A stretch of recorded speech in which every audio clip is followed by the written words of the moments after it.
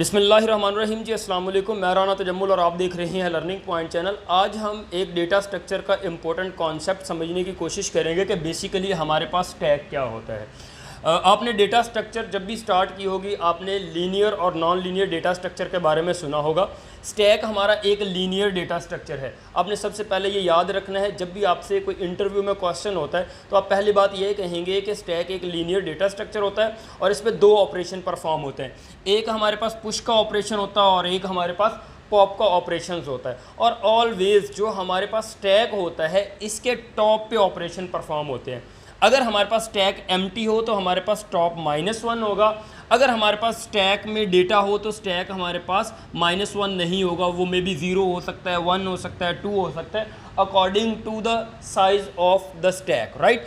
उसके बाद हमारे पास, जैसा कि हमने ऑपरेशंस की बात की, स्टैक पे दो ऑपरेशन परफॉर्म होते हैं। एक पुश का ऑपरेशन होता है, एक पॉप का ऑपरेशन होता है। और टॉप हमारे पास एक वेरिएबल होता है जो हमारे पास स्टैक की पोजीशन को मेंटेन करता है। अगर टॉप -1 है जिसको पीक भी कहते हैं तो इसको हम कह देंगे कि स्टैक हमारे पास एम्प्टी है।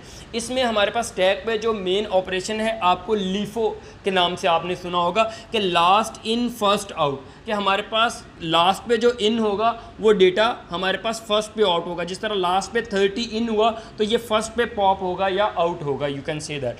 अब अगर हम एप्लीकेशंस की बात करें स्टैक की, कि स्टैक की हमारे पास कौन कौन सी एप्लीकेशन है, तो आपने कंप्यूटर में रीडू और अनडू के बारे में सुना हो, Ctrl+G और Ctrl+Y किया होगा, तो उसमें एप्लीकेशन आती है हमारे पास स्टैक की। उसके बाद एक्सप्रेशन एवेल्यूएशन में हमारे पास स्टैक यूज़ होता है। प्रीफिक्स, इनफिक्स, पोस्ट फिक्स आपने एक्सप्रेशन जो है वो एवेल्यूएट की होंगी।